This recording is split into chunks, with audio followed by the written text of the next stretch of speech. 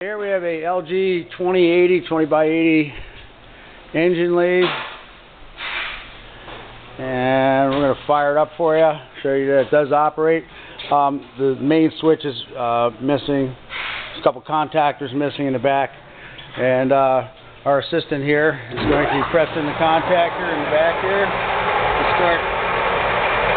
It doesn't have a reverse contactor, but the motor does operate. The machine operates very nicely, as you can see.